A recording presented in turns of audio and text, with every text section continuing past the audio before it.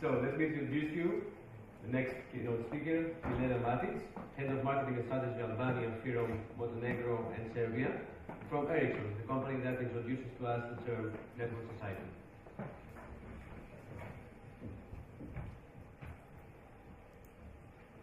So good afternoon. I'm glad to be here today and share with you how in Ericsson we see the network society and positive impact of ICT to many industries. May I ask you to start my presentation?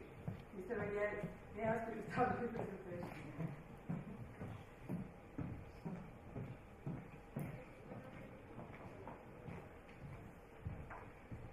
Okay, my name is Milena Matic and I'm Head of Strategy and Marketing for several countries here in the region working in Ericsson. Let's see now if this device is working for me. Yes, it's working. Yeah. Great. So, the network society. We are all living already in the network society, meaning that today more and more people are connected, more and more businesses are connected, society is connected, and all this for the benefit and the growth of everything around us. I would like to state that we believe that there are three main pillars that are bringing to us the network society.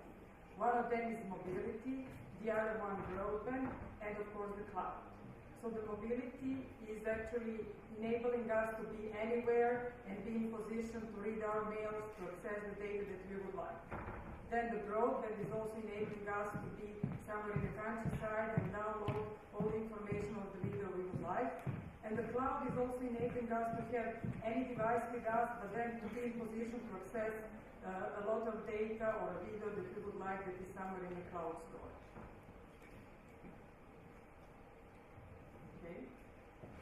But what is interesting is to look a little bit back and to see that we needed around 100 years in order to connect 1 billion of places with the fixed lines and fixed connections, actually our homes or businesses that we are having in some buildings. Then, in 25 years, with the mobile telephony and mobile networks, we succeeded to connect more than 5 billion people. But what we would like to underline today, that we expect a huge increase in connected devices around us in the next 10-15 years. We expect that there will be more than 50 billion connected devices. Actually, anything that benefits from a connection will be connected. And actually, this is the network society. Many industries are leveraging on ICT and on the fact of being connected, but also us. For our convenience, it is great to sit somewhere on the beach and to be in position to download the video, to listen to the music. Also, it's actually possible to be connected even if you are in your car, then actually to have a better public safety, to have a better health care, to have a better transport, all with the ICT implemented. So as I'm saying, to the many industries, ICT is and connectivity now helping them to lower their costs and also to be more efficient. So let's start first with the electric utilities. Not working. With electric utilities and the concept of smart grid that I believe many of you are familiar with. Of course, the smart grid is not working without communication networks. And the smart grid is actually enabling now in the situation, enabling actually the balance between the production of the energy and the production also from the new renewable resources that are popping up in many electricity networks today, and also to actually balance this production with the consumption of many users that will come and also new users like electric cars and the new consumptions that will be all around us. So the first step in the smart grid is smart metering. And actually smart meterings are enabling utilities, electrical utilities, to have a better management of the consumption in the network.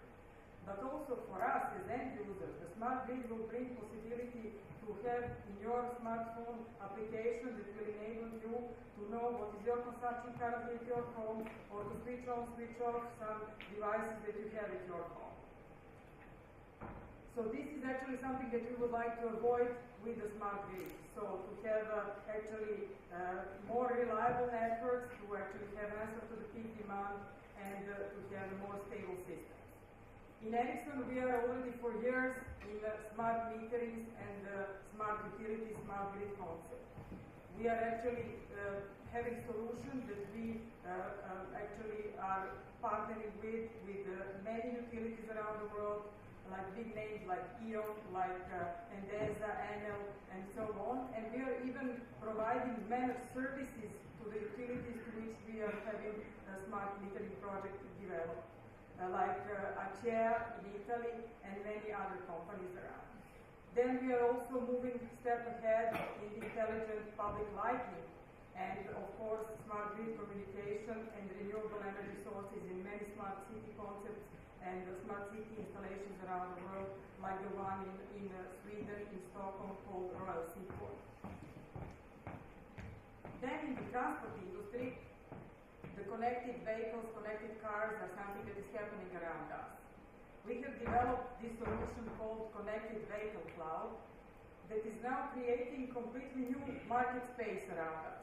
So the driver or the vehicle can be connected with many stakeholders in this industry, with the support center, repair shop, insurance company, media agency also, or content provider to download different entertainments in your car. And we are really proud to say that we are partnering with Volvo Car in the Connected Vehicle Cloud solution. We have actually implemented already Connected Vehicle Cloud as a service, and we provided this solution to Volvo Car. So actually this is something that we will see more and more around us, because from one side there is regulators that are pushing towards this with eCall and some other regulations that are currently in the European Union. On the other side, people for their convenience would like to download the latest map somewhere that they are traveling, or to be in position to download music or video, of course, those that are not driving. Then we are also having solutions that are making our buses or connections in the city smarter. So we are installing here in the region many solutions with our partners that are actually connecting the buses, connecting trucks, and actually enabling also citizens to have a better convenience in the city, to see on their mobile phones when the bus is coming, and to have more information about the transport in the city. Then, if we move into the health industry, and particularly health solutions, we are proud also to have a remote patient monitoring solution that is actually enabling patients and doctors to be connected over a mobile network. So this is enabling also hospitals to reduce the cost, because they can send their patients earlier home, but also people that are having some chronic diseases to be in connection with their doctor wherever they are.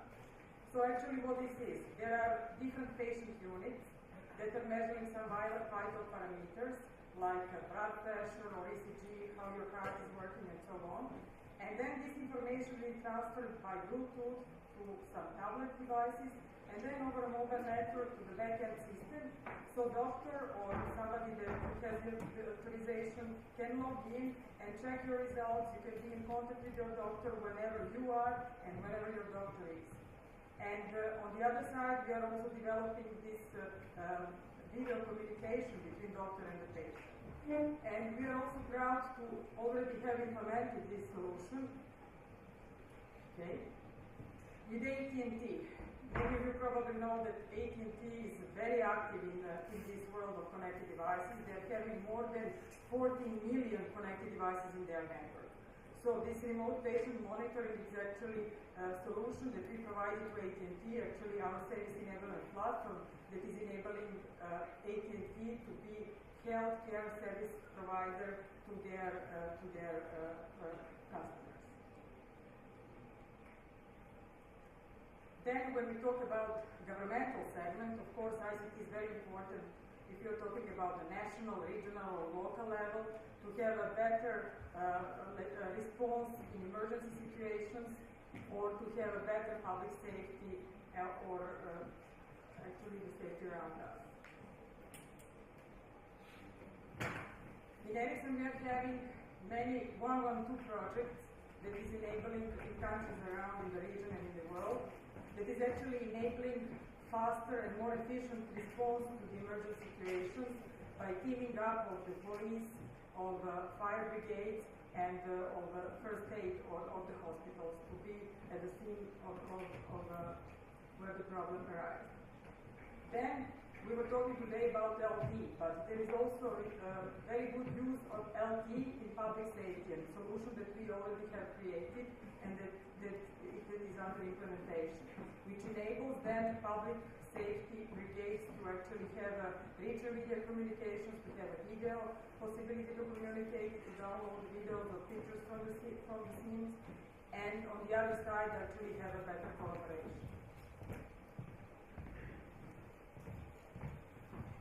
If we look into the perspective of our cities, so what we can see that there is an accelerating growth in the cities around us.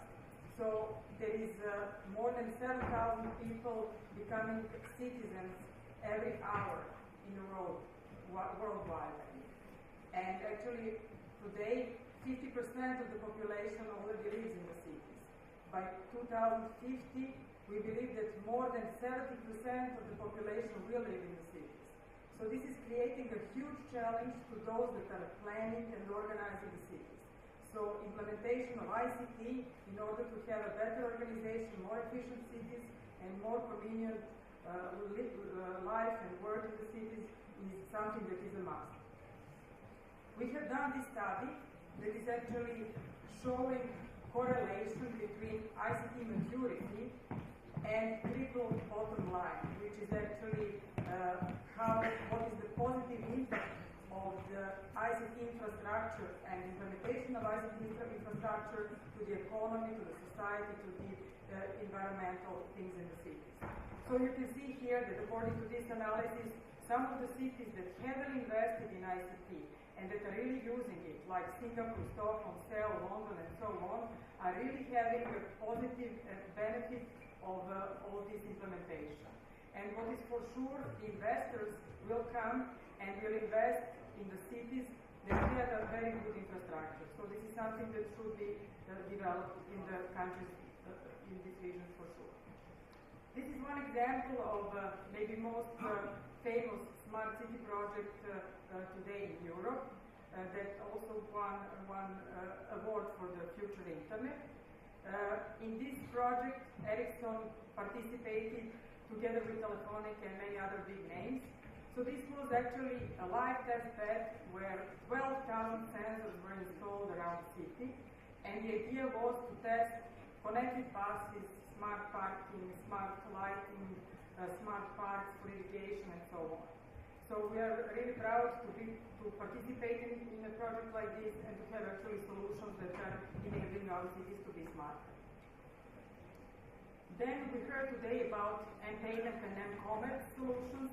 So we also believe that this is something that is enabling today anyone to participate in the global economy, even those that do not have banking accounts in some emerging or developing countries. But on the other side, this is also opportunity for operators to get additional revenue and to play an important role in this market too.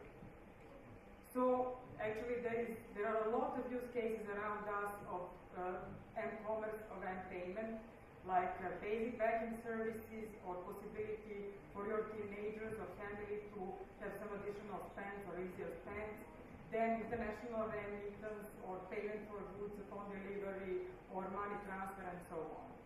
In Ericsson we are having a solution, we call it mobile wallet, that is pre-integrated with a charging system and that is enabling all these use cases and many others.